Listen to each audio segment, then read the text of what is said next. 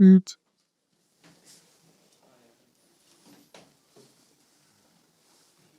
Cool. Thank you, Lola, for coming. We will head off with Alex Sackett. Hi, Christian. Thank you. I know you didn't play at the weekend, but a first home defeat for Arsenal. So what's the reaction been like amongst the players? Yeah, it's been a different experience for us this season. Being so strong at home. Yeah, it's a disappointment, of course.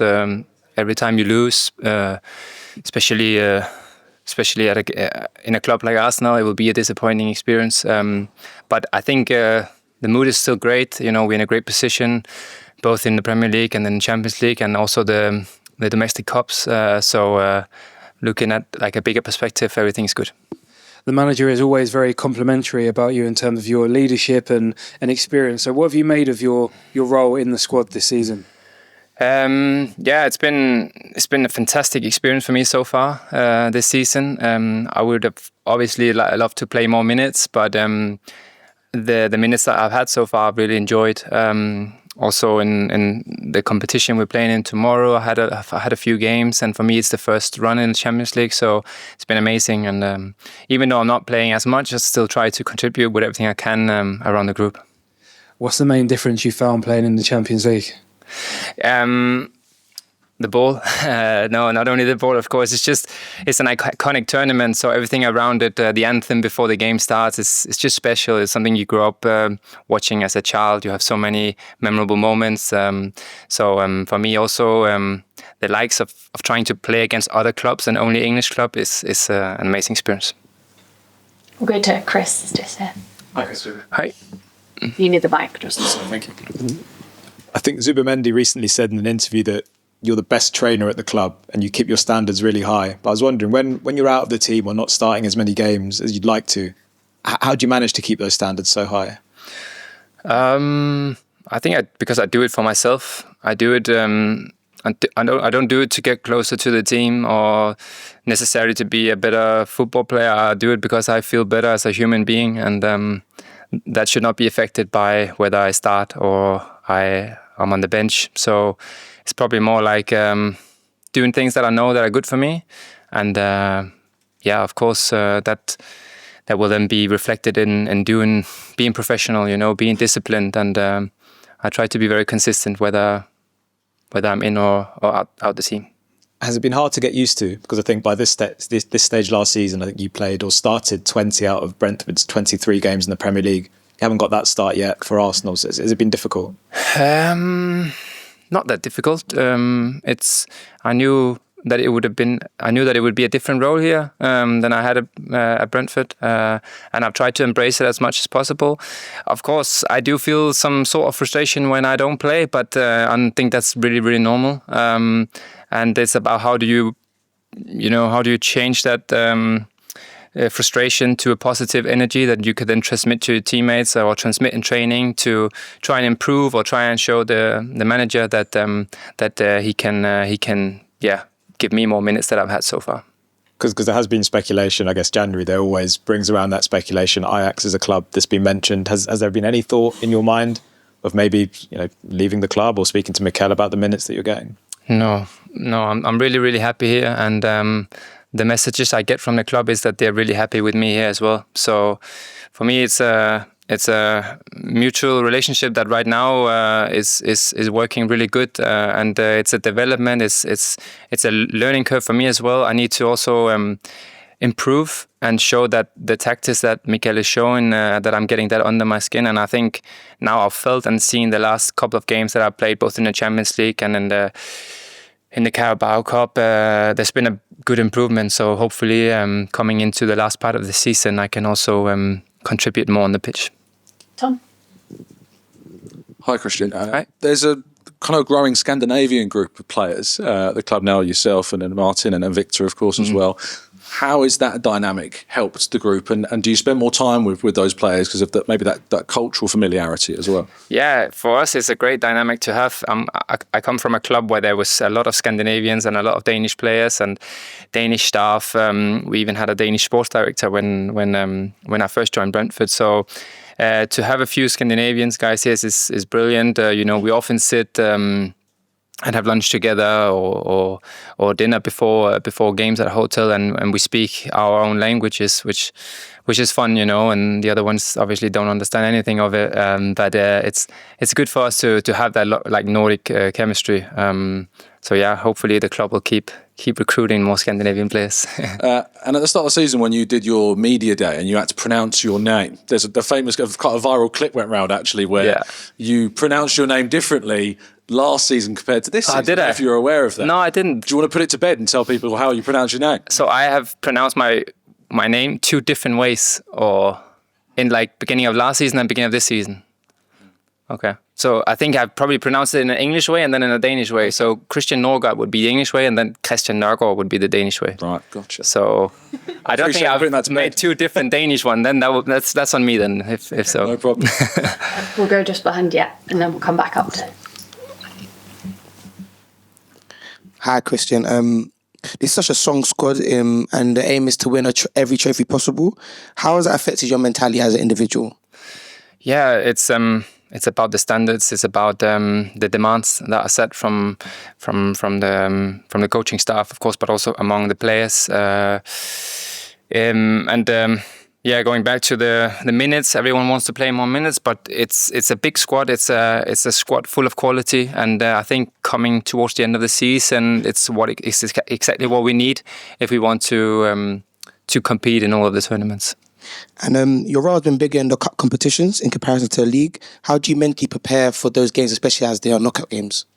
Your role has been bigger in the cup competitions in comparison to the league. Yeah. How do you mentally prepare for those games as they've been knockout games more? I've taken a few penalties before the game, but I think going into the game, it's been more or less the same preparation I would have had for any other game. But you're right, when you play the game, you know what's at stake, and that will be the same now in the Champions League, going into the knockout phase again. Come to the front there too. Yeah. Hi, Christian. You've obviously it's been a bit frustrating for you. I mean, is this something you've spoken to the manager about, having not started a Premier League game? And do you think that you've still got a big role to play in terms of the Premier League for the rest of the season? Hopefully I have. It's not like a daily frustration I have, to be honest. Like, I'm just making it clear that I want to play more minutes like any other player would in my situation. But it's not been a daily frustration for me, and I feel like I have really good communication with the manager, and he's being really honest with me, and I feel that he's happy with my role here, and I think coming towards the end of the season, hopefully we will also need the whole squad, and I'm sure I can play a role as well in the last part of the Premier League. Yeah.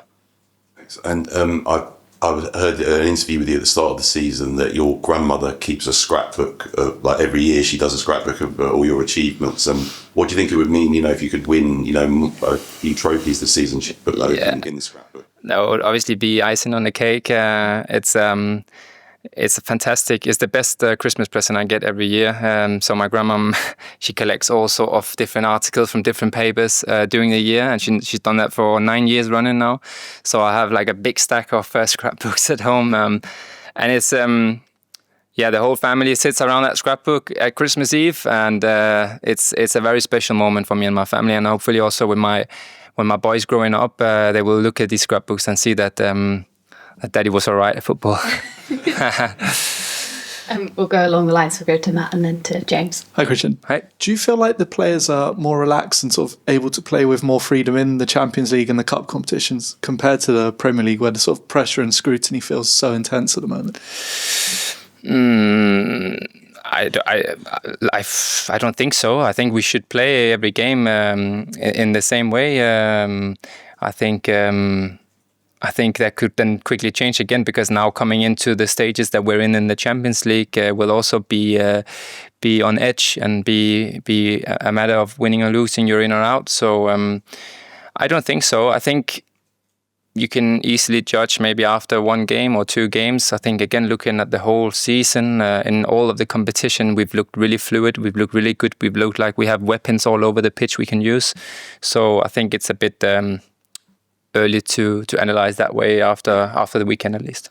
And in terms of competition, obviously competing with Rice and Zubimendi for minutes, how difficult is that? There's probably not many people in Europe who have it as difficult as you do. No, it's not easy. It's not easy. It's some fantastic players, and it's of course it's honestly like it's a joy coming in every day. You train with this player of this quality, but it's also a good feeling to see and feel like you're a part of it. You can actually play on this level, and I've been confirmed in that this season. And now it's just about being patient, being hardworking, and hopefully more chances will come. Hi, Christian. Mikel's got such a big squad now that it feels like every game he's going to have to leave 2 or 3 players, sometimes even off the bench, senior players at that. Obviously, you were in that position on Sunday. I just wondered, what's it like for you watching a game, watching your teammates suffer in a game as well, losing, but not being able to impact that? What's that experience like? Yeah, you're bang on there. I think that's the hard part, is that you can't feel you feel a little bit helpless in that situation because you sit there in the stands and you can't really help the team. I don't think it's his favorite part of his job to leave players out of the squad, but unfortunately, with the amount of players we have and the quality we have, that's a decision he will have to make for every game, as long as every player is fit. I would say, though, that majority of this season has not been the case because of the amount of games we play and with the intensity, but the medical staff is doing an amazing job now as well to keep everyone fit and available, and therefore the manager will have some tough decisions to make, but it's all part of it. We all have to embrace it, and like I said, we need the full squad if we want to compete in all of the tournaments. And we've seen you in a couple of different positions this season, obviously holding midfield, but also playing centre-half. How's that been for you? Are you as comfortable playing that position, or is it a bit of an adaptation? The first game against Bruges, of course, before the game, I was maybe a little bit nervous about playing that role, but the game went really well, and then coming into the Portsmouth game, everything felt a little bit more natural. I think it's good to be versatile and be able to play multiple positions. So if there's an open spot as a centre half, I'm happy to take that as well. We'll do the last couple over here. Sorry, just pass it along to Sam. Thank you. Hi, Christian. Hi. In recent weeks and months, there's been a lot made about who should actually be the captain at Arsenal. Obviously, Martín Odegaard, your fellow Scandinavian, is the captain right now. What qualities does he bring to the table as a captain, which we might not see away from the pitch? Martín is an unbelievable guy, like fantastic guy around the change rooms, really well liked, well respected by everyone at the club. Talking about discipline and standards, professionalism, he's also one of them who walks the walk. And so for me, the armband could not sit on a better person than him. So I don't know where that speculation come from, of course. Captains wear different capes, where it comes in different shades and shapes, and Martín is one of them. I was another one in Brentford. Someone is a completely different captain. I don't think. I think you can be a very different type of captain and still be a very good one. And in terms of the game on Sunday, one notable aspect was the crowd anxiety around the game. There's some boos, there's a lot of anxiousness around, probably because of that desire to get silverware this season. Does that translate to the players at all? Can you feel that in the stadium? I think mostly when you're on the pitch or you're on the bench, you're so focused on what's going on the pitch that you maybe not really sense it in the same way. But I've never been in a football club where the home crowd was not really happy if the team was not winning. It's a normal feeling and emotion to show. I think when you're down or not winning, it's a natural emotion to try and get the team going. And it's a mutual relationship. We need to put as much energy on the pitch as possible to transmit to the fans, and the other way around. It's like a partnership you have to embrace when you're at the stadium. I think we've had some amazing games this season where Emirates has been rocking. So hopefully we can keep that going for the rest of the season. Cool. We'll end it here, guys. Thank you.